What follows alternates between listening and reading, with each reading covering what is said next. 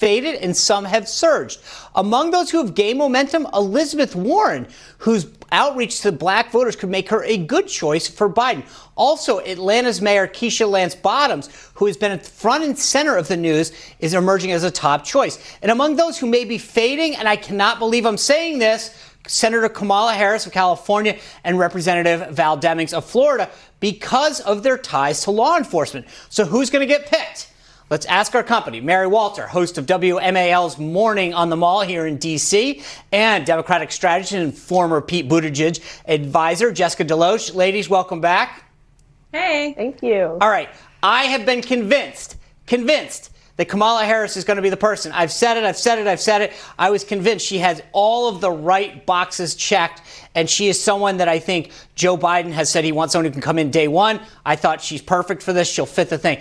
Now, all of a sudden, you've got people with law enforcement, including her and Val Demings, who had been the chief of the Orlando Police Department, being told, that could be a problem. Now, there's a new couple people. All right, I'm going to put this on the table. You tell me if I'm right or wrong and who you pick. Susan Rice is my new front runner. Here's why. She has no record, so that you can't attack her for the record. She is unbelievably qualified in terms of the positions that she's held. And I think that she checks every one of those boxes that Biden would want. All right, Jessica DeLoach, you're the Democrat. Am I right or wrong? And if not, or if so, tell me who you think is the front runner right now. Okay, Sean, I love Susan Rice, but I still think, polling is fickle. Kamala Harris should not be ruled out at all. So I'm going to stick with Kamala. Okay. I don't want to rule her out, obviously, but because I've been on that train for a while. I just think it's going to make it dicey right now with her record as Attorney General out there. But I wouldn't rule her out either. All right, Mary Walter, what do you think? My money is on the mayor of Atlanta, Keisha Lance Bottoms. I just think that she checks a lot of boxes too. Remember, Kamala Harris very adeptly painted Joe Biden as a racist. Remember, with the busing and the picture of her as a little girl getting on the bus because of Joe Biden.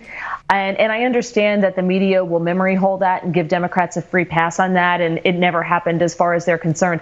But that's still hanging out there. So I got to disagree with you, Sean. I don't see Kamala Harris. Sorry. Right. Well, I'll tell you, I agree with you. Mayor Bottoms has done a phenomenal job during this crisis. She has shown real leadership and been strong and steady. I think that there's a lot of pluses. I just don't know whether the Biden campaign is ready to say that a mayor of any city is ready to step into the position. Maybe they will, maybe they won't.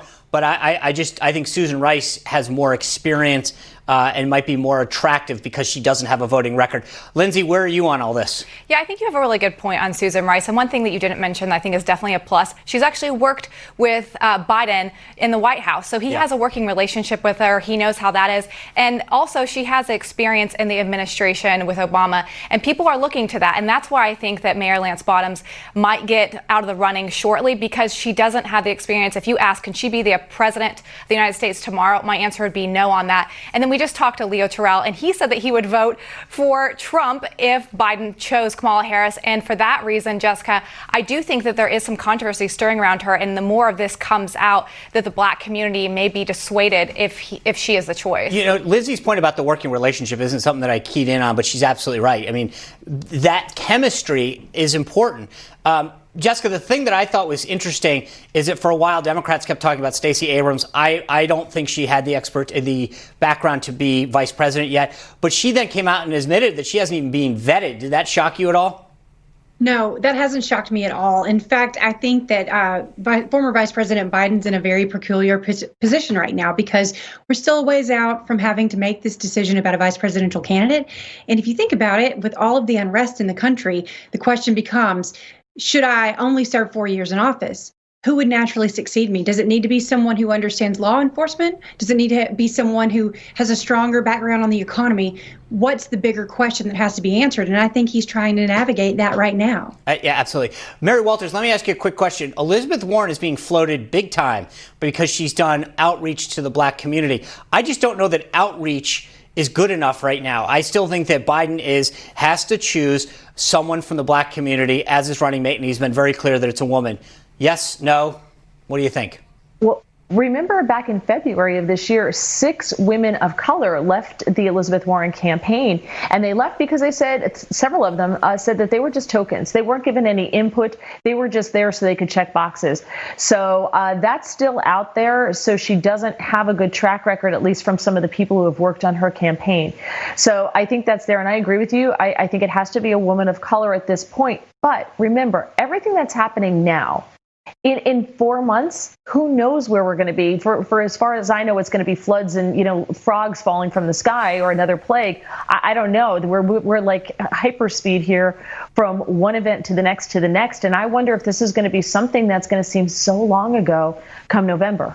Yeah, that's a good point, Mary. But I also will say that Biden needs to pick a candidate in the next few months. So it has to be here soon. But Jessica, along this lines with Senator Warren, I think something that's interesting with her, and I used to say that I thought she was the front runner because she brought over these Bernie Sanders voters that Biden doesn't naturally have. But do you think that's even a point for her anymore because she's not a woman of color? Is she completely out?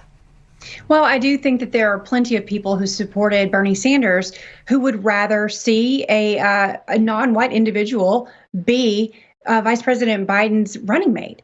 And I think that the dislike of President Trump is so prominent among that base that, there's, I think, necessity for that base would play out before, saying, okay, Elizabeth Warren's fine because she's our ally. I do think that there's a bigger picture here. And if Democrats want to take back the White House, they're going to have to band together. And if they choose to not do that, then they very well may likely not win the White House.